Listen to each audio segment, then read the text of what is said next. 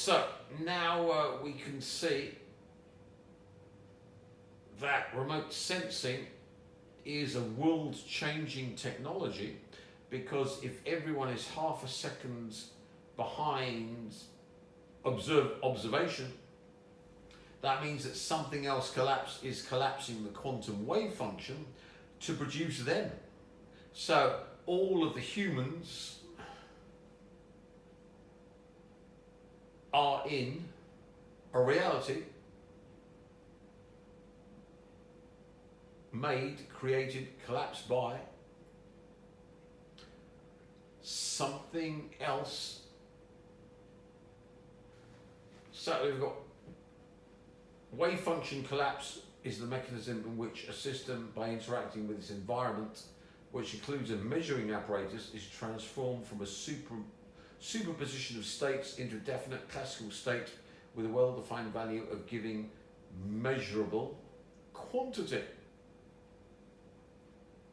So, what that means in plain, simple language is, in quantum mechanics, you've got a quantum wave function which is spread across the entire universe, or you can take it to the multiverse, and it then collapses by some means which no physicist has worked out, but posits might be observation.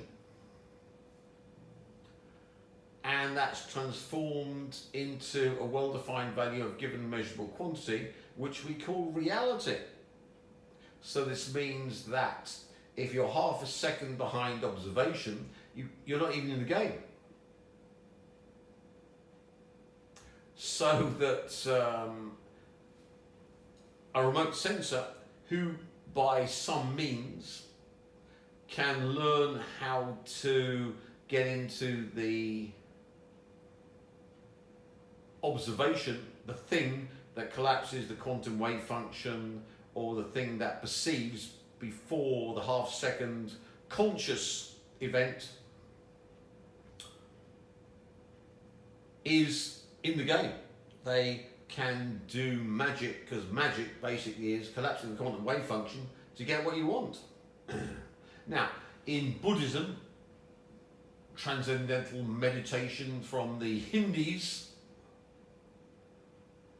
shamans, he'd call it stopping the world, they all talk about giving up the chatter in your brains. But all of Generation Z and the millennials are all addicted to smartphones. Have you ever seen one of these people wandering around the street without a smartphone, not checking their smartphone, which of course is getting them into the state of not being an observer, but being the observed, because your smartphone, of course, according to Snowden and all the traitors like him from the NSA, is actually observing you. Here we've got the Pentagon's chief weapons scientist to take over your brain.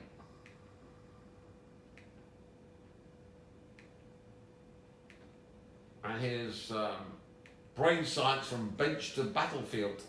Old, this is some of his new stuff. Integrative neural and computational science is the emerging armamentarium. Armamentarium for you uneducated means armory. To take over your brain.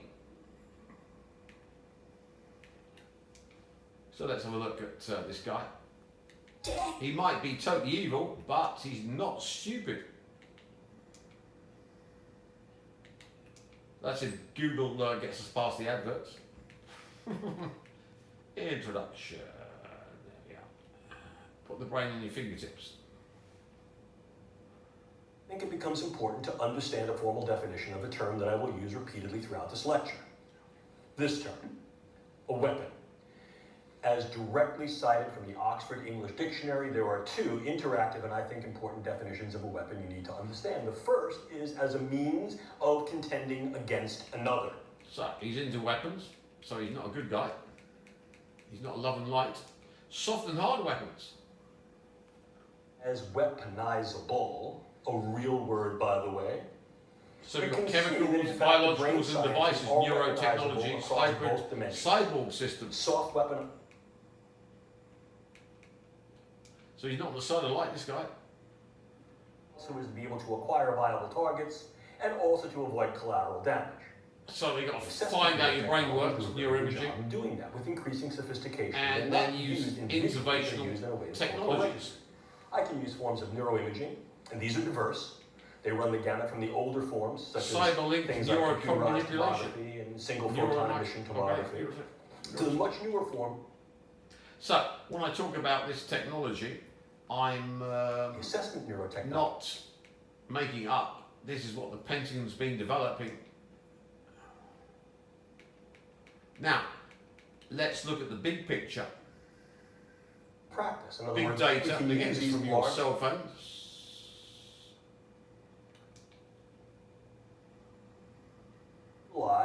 Neuropharmacologics and various forms of brain stimulation to be able to extract information from key intelligence targets in ways that are far less deleterious and or harmful to said targets, and as a result uphold a higher, if you will, moral conduct in the face of various forms rather than of operations. And lecturers up every Now that I said that, I should tell you that this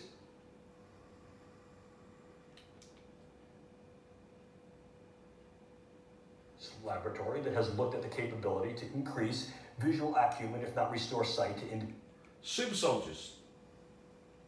So I'm not making it up, it's all here. Can I alter their affiliation? Can I alter their emotionality? And in such a way, might I be able to alter their behavior? Yeah, I can. And if in fact this individual possesses political or charismatic capability, charm, charisma, leadership potential, to then stand before their people and say, this guy's my best buddy now. They might go, well, I'm following this guy. Or they might think he's stark raving mad and I've created social disruption within his political ranks. I can do that on a variety of levels, from individuals who are head of a small family or group, to the tribal, to the community, to the large-scale population.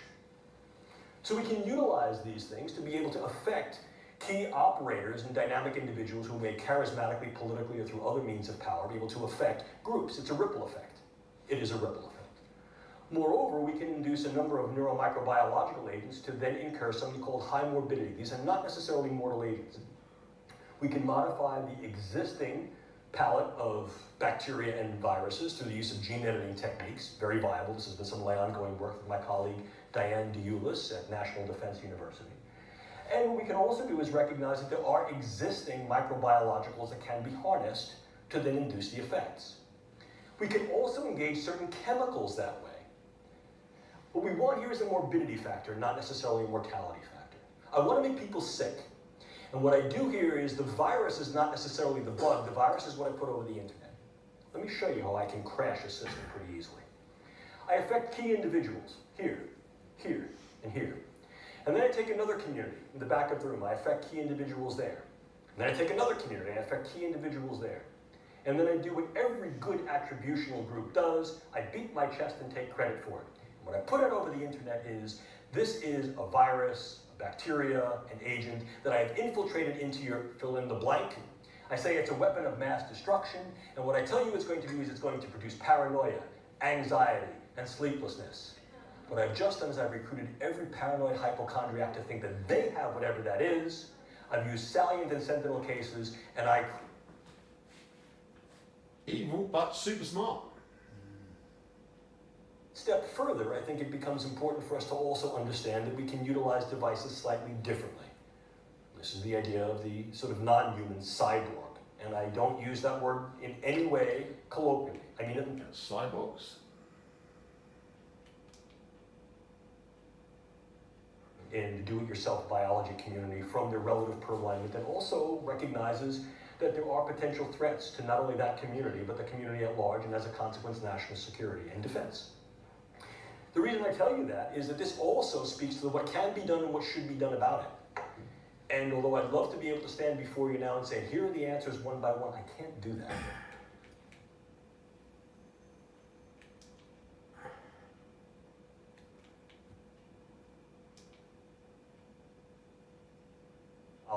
Intersection of unknowns.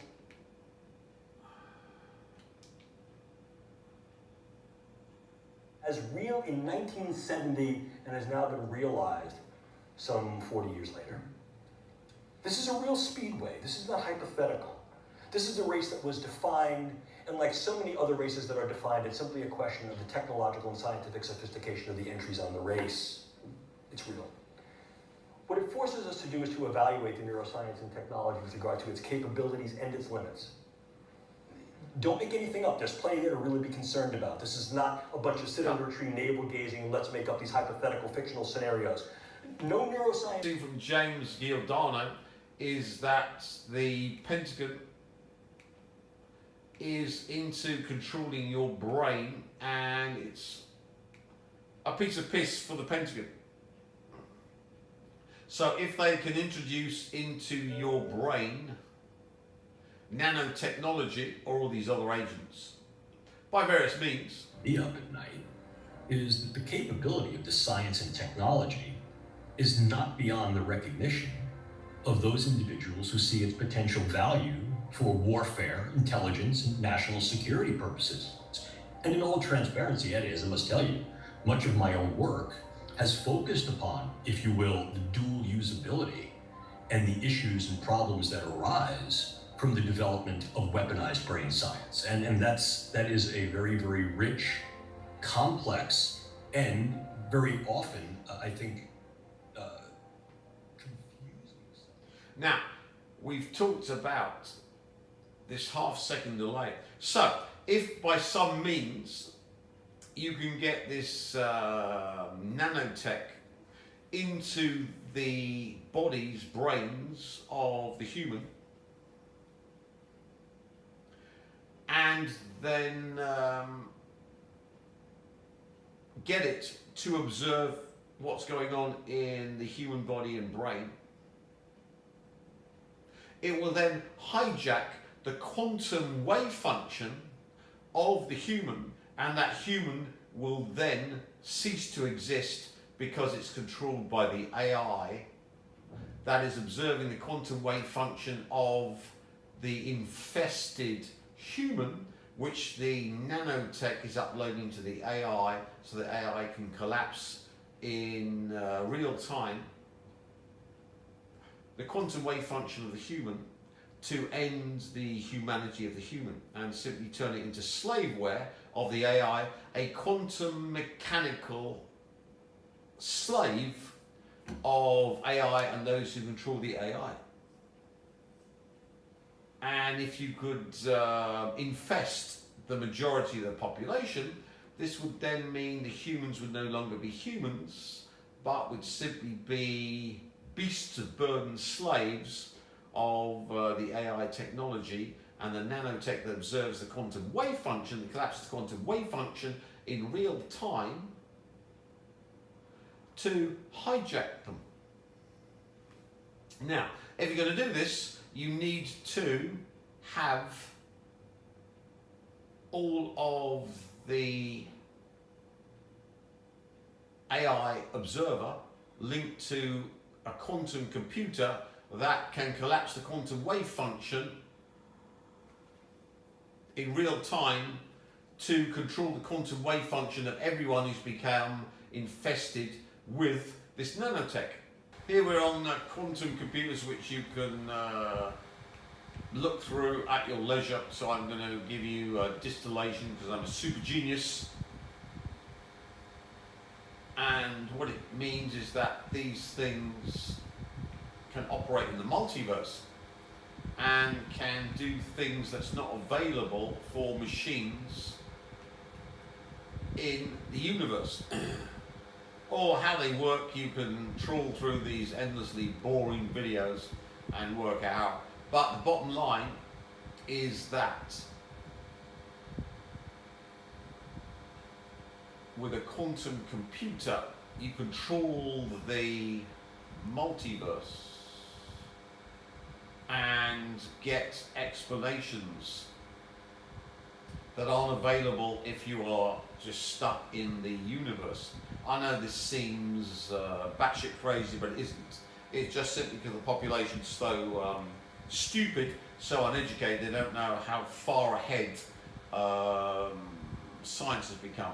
So, if you're full of nanotech and it's linked to a quantum computer, not only can they control your quantum wave function, they can move you through the multiverse to a multiverse they want, where anything they want to happen to you has happened to you. That's the concept of the multiverse. Cut.